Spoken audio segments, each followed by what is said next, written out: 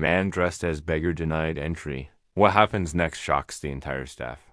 It was a warm Friday evening in the bustling city of Lahore.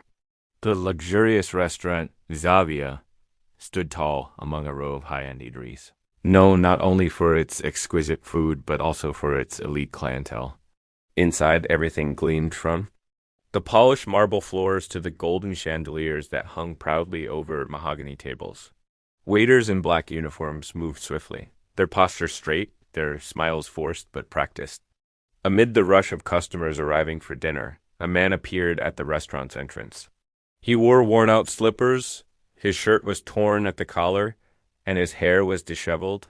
His eyes, however, were calm, even intelligent, but no one noticed that.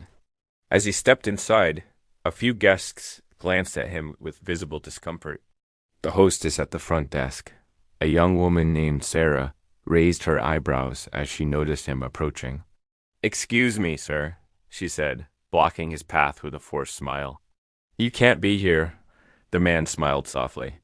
"I'd like a table for one, please." Sarah hesitated, then laughed nervously. "Sir, this ain't in single quotes T dot dot, that kind of place. There's a small food stall 2 streets down. They'll serve you." The man stayed calm. "I have money. I just want to eat here." By now, a few waiters had gathered, whispering and giggling. "He probably came to ask for leftover food," one said. Another added, "Maybe he's lost. Should we call security?" Sarah turned to the man again. "Sir, please leave before you disturb our guests." He sighed and nodded.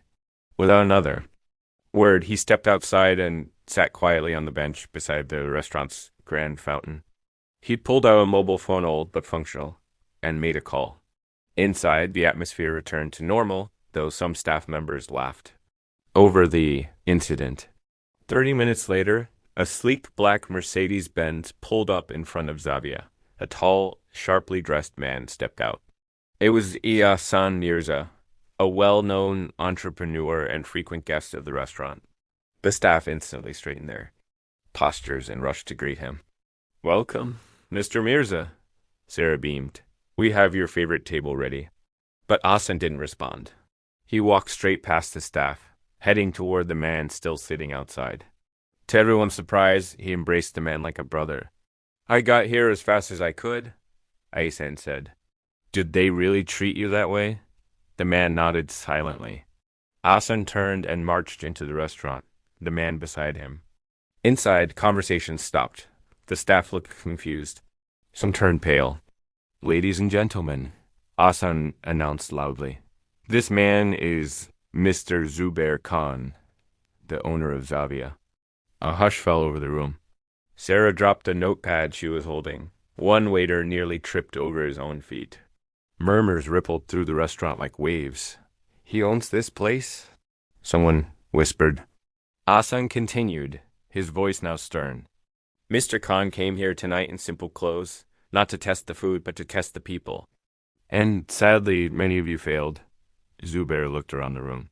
His gaze was steady, not angry, but deeply disappointed. "We built Zavia on the principles of respect and dignity," he said quietly. "Not just for those who look wealthy, but for everyone."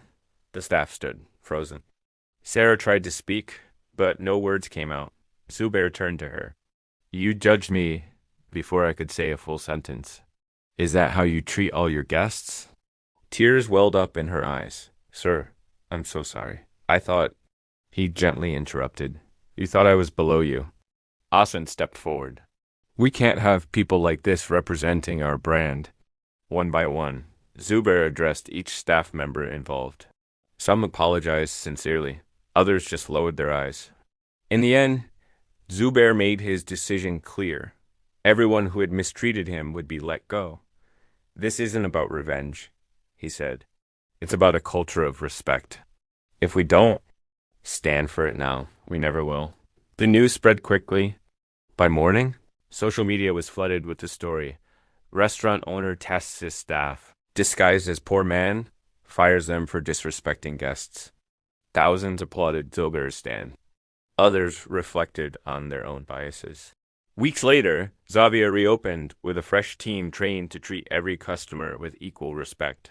A plaque at the entrance now read, "Kindness is our first ingredient." Zubair often dined there in both expensive suits and simple shalwar kameez. The staff always greeted him and every guest with the same respect. And the story of the night the boss came dressed as a beggar became a lesson in humility that echoed far beyond the restaurant walls.